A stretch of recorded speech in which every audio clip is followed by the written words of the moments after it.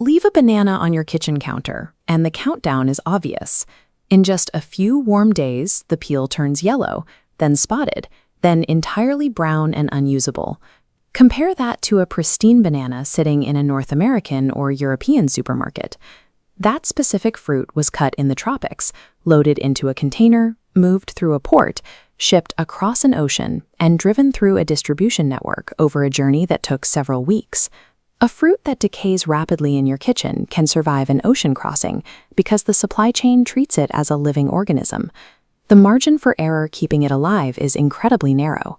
If the environment gets slightly too warm, the entire shipment begins ripening prematurely. If it drops too cold, the fruit suffers irreversible chilling damage and will never ripen normally. The system maintaining this balance is not a single refrigerator. It is a connected logistical network stretching continuously from a tropical farm all the way to the local produce aisle. This global supply chain is a biological control system engineered to pause a living clock. The first control happens before the fruit even leaves the farm. Export bananas are harvested while still entirely green. They must be physiologically mature enough to complete ripening later, but not so developed that they start the process while in transit. This graph plots a banana's natural ethylene production curve against a fixed transit window. Cut the fruit too early, it ripens unevenly. Cut it too late, its natural ethylene production accelerates, causing the fruit to age faster than the logistics network can move it. Once cut, the commercial bunch is heavy, but physically vulnerable. A minor impact might leave invisible bruising under the green skin, or crush the crown, creating weak points where the fruit will rapidly deteriorate weeks later. To eliminate the lifting, dropping, and vibration of standard vehicle transport, plantations move the hanging bunches along overhead cableways directly to the packing station. Inside the packhouse, the bunches are separated into smaller clusters. They are washed, inspected, and any damaged pieces are pulled from the line. Operators use this stage to group fruit of the exact same maturity level together. By sorting the fruit this way, they force a highly variable living organism to behave predictably, ensuring the entire load will respond to a single environmental schedule on the ocean. The cardboard packaging is part of that schedule. The boxes limit pressure on the fruit, but they also feature precise ventilation holes designed to align directly with the airflow patterns inside the shipping container. This airflow is required because the fruit continues to breathe throughout the journey. It consumes oxygen, releases carbon dioxide and water vapor, and constantly generates heat. Inside a refrigerated container, conditioned air circulates through floor channels, pushing up through cargo box ventilation holes to carry heat away. The temperature is kept strictly between 13 and 14 degrees Celsius, slowing respiration without breaking the ability to ripen later.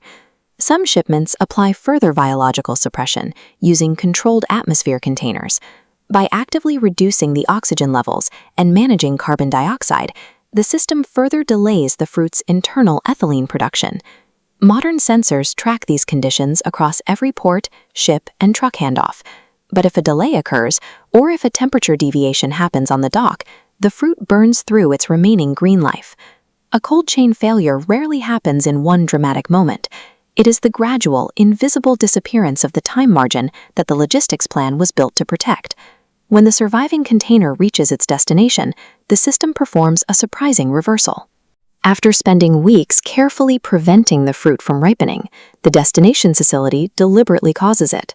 Green bananas are unloaded into specialized ripening rooms. These insulated chambers are equipped with forced air systems built to push air evenly through the stacked boxes.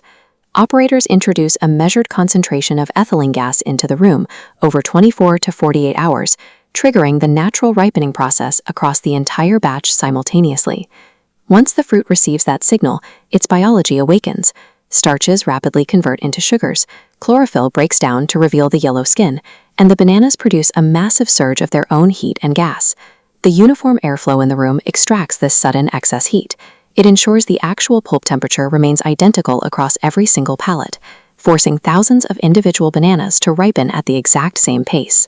Facility operators dictate when this happens by working backward from store distance and daily sales speeds. They stagger the activation of batches, managing inventory through the cold chain, so supermarkets aren't suddenly flooded with overripe fruit. The ocean crossing does not defeat biology. The entire global network is designed to carry a living clock through a carefully controlled pause and restart it exactly as you arrive at the shelf.